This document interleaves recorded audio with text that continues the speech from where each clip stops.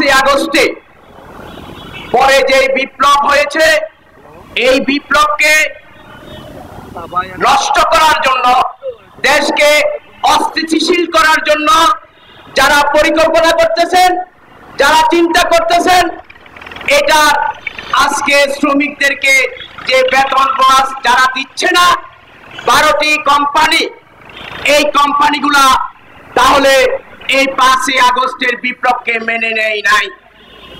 কারণ তারা এই আজকের নতুন শিল্পপতি নয়, তারা পুরনো শিল্পপতি। আওয়ামী লীগের গঠিত শিল্পপতি গার্মেন্টস মালিক হয়েছেন। তারা পরিকল্পিতভাবে এই শ্রমিকদের বেতন বোনাস না দিলে যেন এই ব্যবস্থা অস্থিতিশীল থাকে, সেই পরিকল্পনা নিয়েই মাঠে নেমেছেন। আমরা এনসিপি শ্রমিক উইং এটা মনে করে। সংগ্রামী বন্ধুগণ, গতকাল আমি শুনেছি যে উপদেষ্টা আপনি একটি বক্তব্য দিয়েছেন যে যায় শিল্পপতি যারা আপনারা বিদেশে যেতে পারবেন না।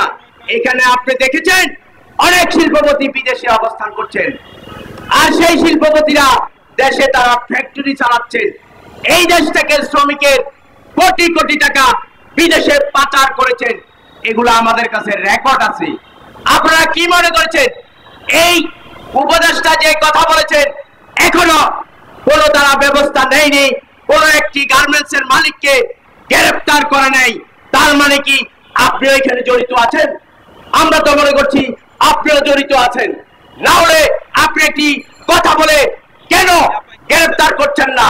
আরেকটি বিষয় হলো এই পুলিশ ব্যবস্থা, এই শ্রমিকের জন্য যে ইন্ডাস্ট্রিয়াল পুলিশ, এখানে আওয়ামী লীগের দুর্বৃত্ত এখনো আছে।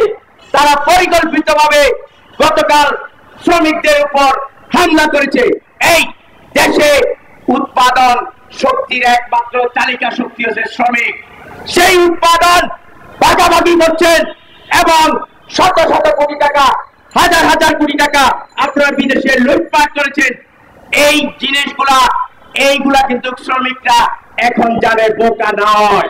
তাই আমি বলতে চাই আজকের ভিতর বা আগামী কালকের ভিতর এই 12 ফ্যাক্টরির মালিককে গ্রেফতার করতে হবে এবং তাদের যে স্থাবর সম্পত্তি, বাড়ি গাড়ি সকল কিছু তদন্ত করে এটি বিক্রি করে শ্রমিকদের বেতন বোনাস দিতে হবে। এটা শ্রমিকদের অধিকার, দাবি নয়। এই অধিকার নিয়ে সিনেমিনি খেলবেন না। এই রাষ্ট্র ব্যবস্থা যারা দায়িত্বে আছেন দ্রুত ব্যবস্থা নেন, না হলে এই বাংলাদেশে আগুন জ্বলবে। রোজার আগে, ঈদের আগে তাদের বেতন বোনাস ব্যবস্থা করুন। এখানে শ্রম মন্ত্রণালয় যে পরিচালক আছে ওনারা দায় এড়াতে পারবে না। ওনাকে দ্রুত এখান থেকে পদত্যাগ করতে